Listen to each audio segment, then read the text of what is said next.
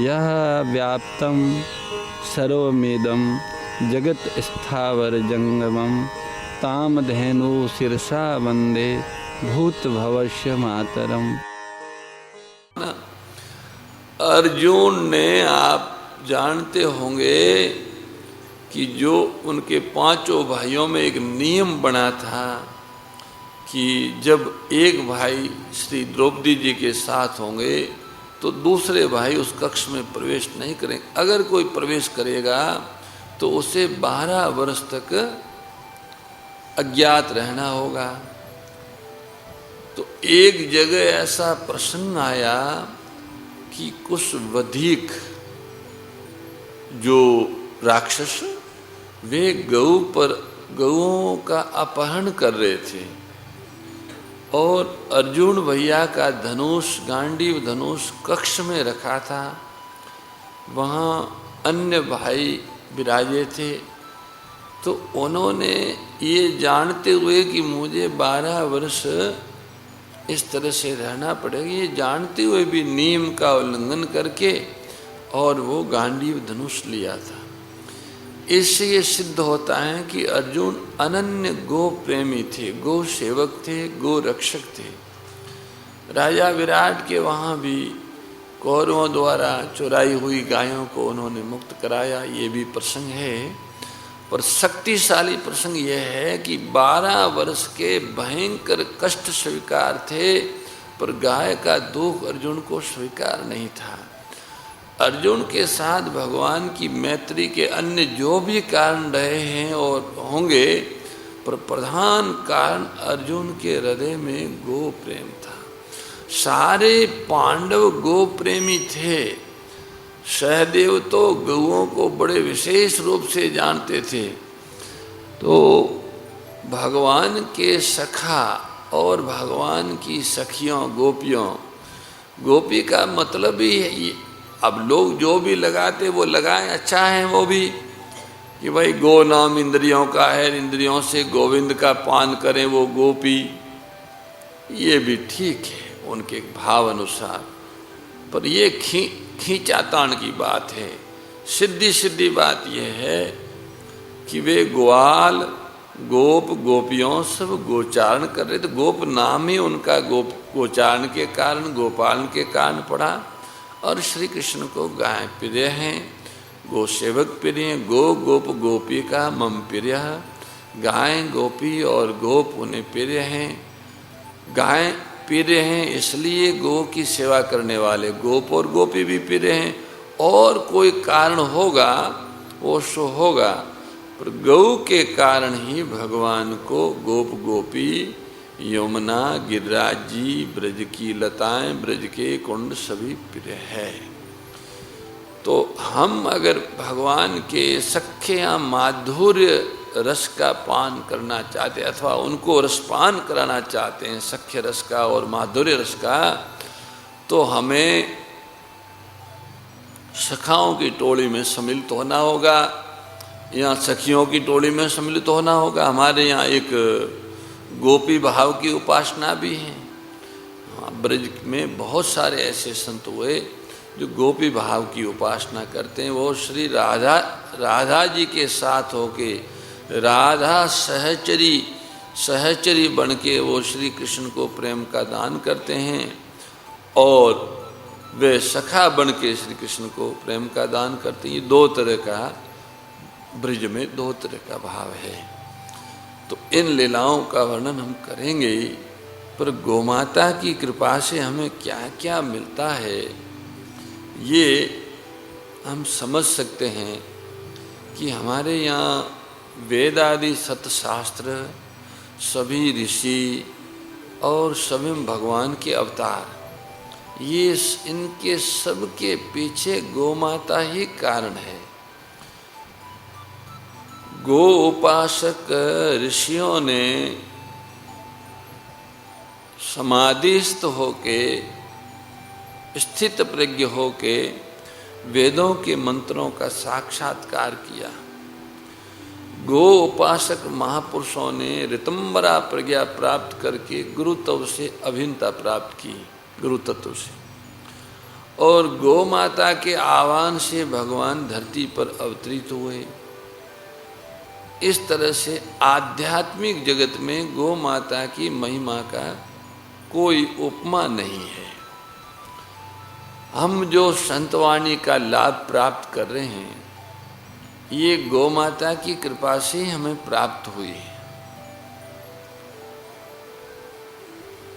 गौ माता के वात्सल्य से ये संत मिले हैं और इस वाणी का प्रसाद मिला है। ये वाणी अविनाशी वाणी है।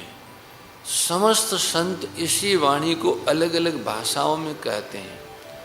हमने इससे सरलतम हमारी जो प्रचलित हिंदी भाषा है उसमें कहने और समझने का सौभाग्य प्राप्त किया है। ये भी गौ माता ही इसमें मूल कारण है। संतवाणी हमें बार बार बताती है कि हमको 3 प्रकार की शक्तियां भगवान से मिली है। एक कार्य करने की शक्ति मिली जिसे हम बल कहते हैं, बल। ये जो कार्य करने की शक्ति है ये सेवा के लिए मिली। बल जो है वो संसार के लिए ही है, अपने लिए नहीं है। सेवा संसार की होती है।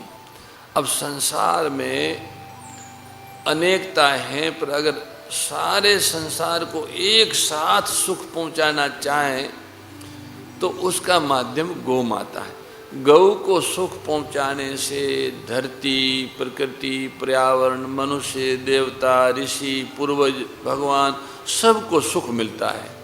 तो संपूर्ण स्थूल सूक्ष्म संसार और संसार के रचयिता सबको सुख देने का जो कार्य है, सेवा है, वो गौ सेवा है। तो बल का सर्वश्रेष्ठ उपयोग गौ सेवा में है। इसलिए हम लोग प्रार्थना में भगवान से कहते हैं कि सुखी प्राणी को गौ सेवा का बल दीजिए। दूसरी शक्ति ज्ञान है, जानने की शक्ति। तो ज्ञान भी भगवान से मिला है, पर वो अपने लिए है। ज्ञान के द्वारा हमें जो हमारा स्वरूप है उसका अनुसंधान करना है। शरीर, इंद्रियों, प्राण, मन, बुद्धि आदि में मैं कौन हूँ, इन सब को देखना, ज्ञान के द्वारा जानना है। अर्थात ज्ञान अपने लिए ही है। जैसे बल संसार के लिए है, ऐसे ही ज्ञान अपने लिए है। तीसरी शक्ति है विश्वास शक्ति, मानने की शक्ति, करने की शक्ति, जानने की शक्ति और मानने की शक्ति। ये 3 शक्तियां भगवान से हमको मिली हैं।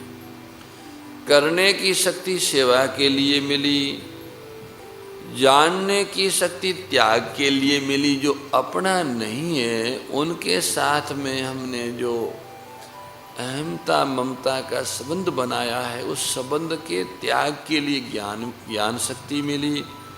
और जो अपने हैं उन्हें अपना मानने के लिए हमें मानने की शक्ति, विश्वास शक्ति मिली।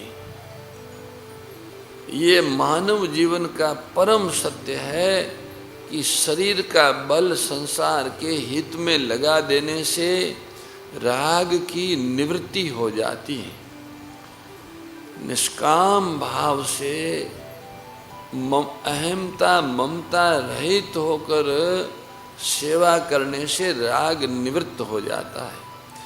और ज्ञान के प्रकाश में निर्मम और निष्काम हो जाने से देहातीत होने का सामर्थ्य हो जाता है, आ जाता है।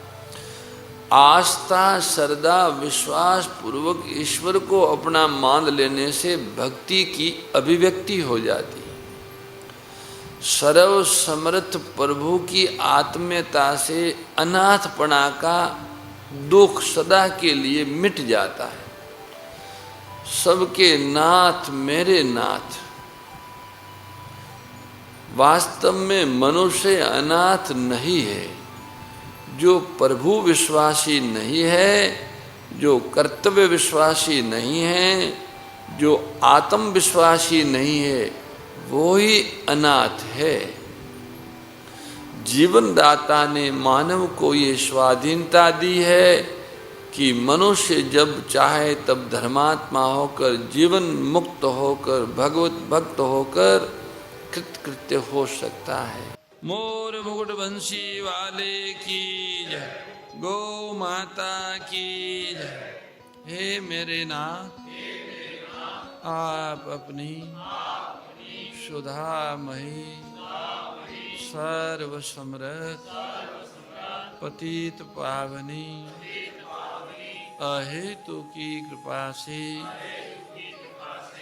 मानव मात्र को विवेक का आदर तथा बल का सदुपयोग करने का सामर्थ्य प्रदान करें एवं हे करुणा सागर, आप अपनी अपार करुणा से